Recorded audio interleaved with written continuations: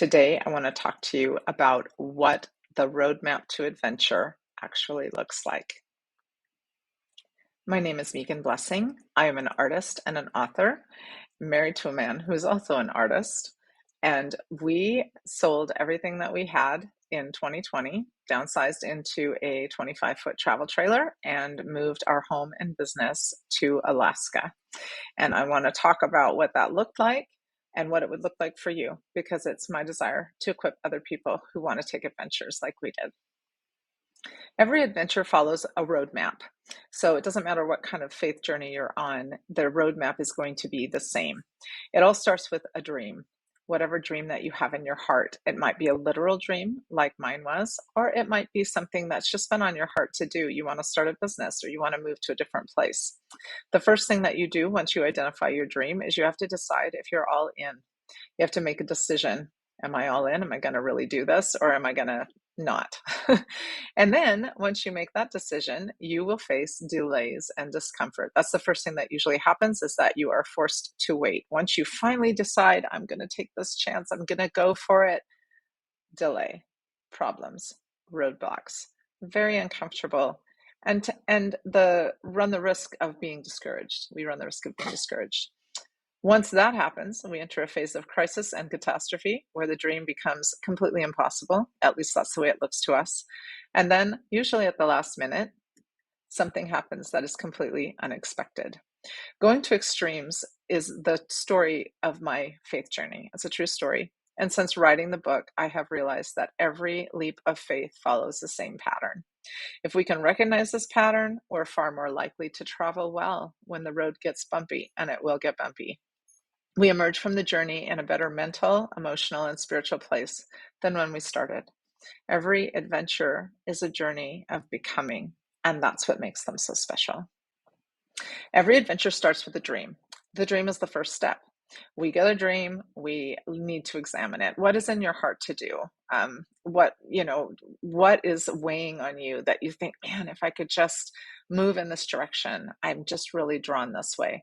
Those are the dreams that you get. If it's a divine dream that you have, it's going to feel too big to achieve it on your own. And that's actually a sign that this might be something worth pursuing.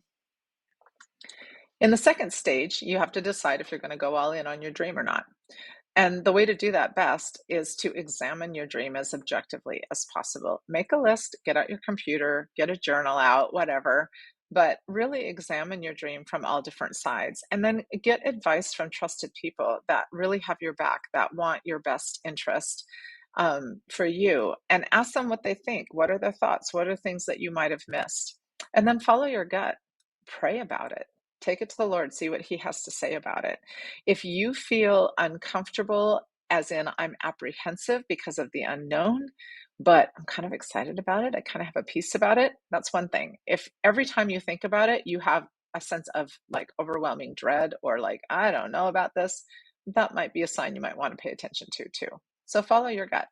And then choose to take tangible steps towards your dream if you decide that it's one that you want to pursue. What would those steps look like? For us, one of the first steps that we took was starting to sell our possessions. We couldn't take an entire household worth of furniture with us in a 25-foot travel trailer. So we had to sell everything. And that was one of the first tangible things that we did to take steps towards our adventure journey. And then once you've kind of tested the waters and you're really deciding to commit, you can decide to go all in on your dream. The delay and discomfort stage. As I said, once you decide to go all in on your dream, you'll be gung-ho, you'll be excited, and then something will happen. It will be a waiting period. There will be delays that are beyond your control. There will be problems that pop up that just seem to be like roadblocks. There are things you can't really do anything about. And you're forced to wait. And it's uncomfortable. Nobody likes to wait. But be reassured that in that waiting process, you're building muscle. You are learning how to be patient, and you're getting stronger in the waiting.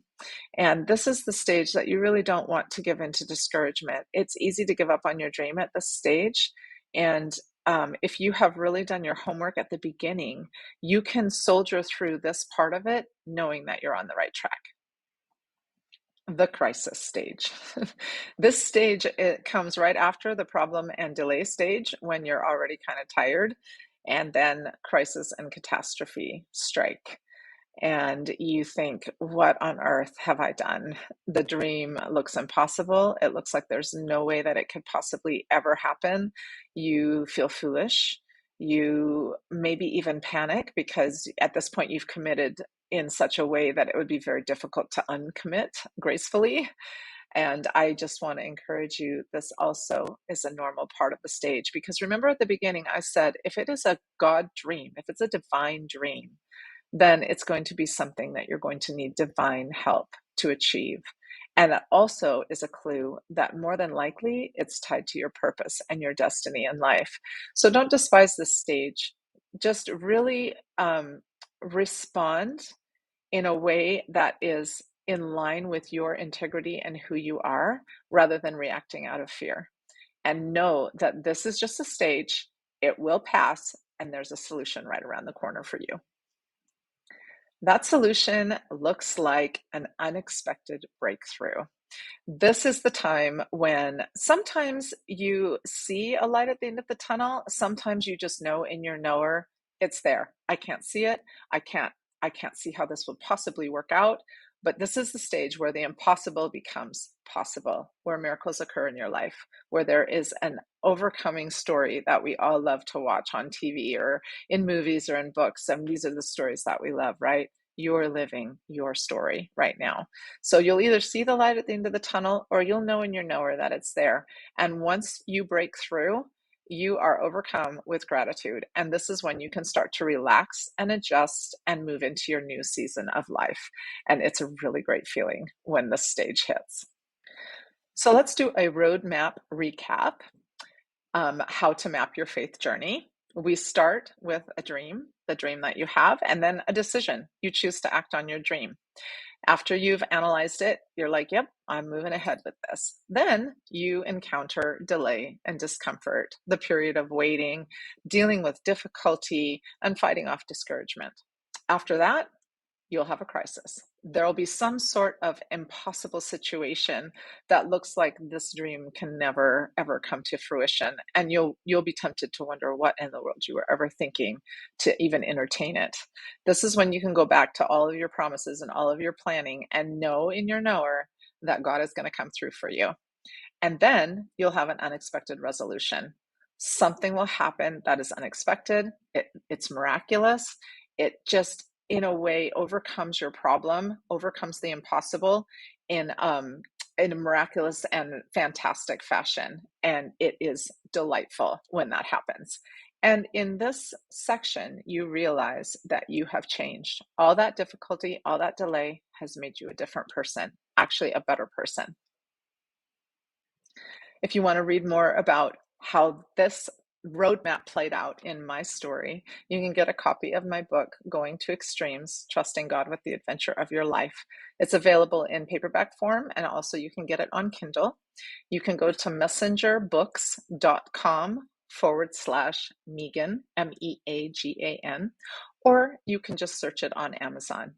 I hope you enjoy my story, and I hope it encourages you on your journey.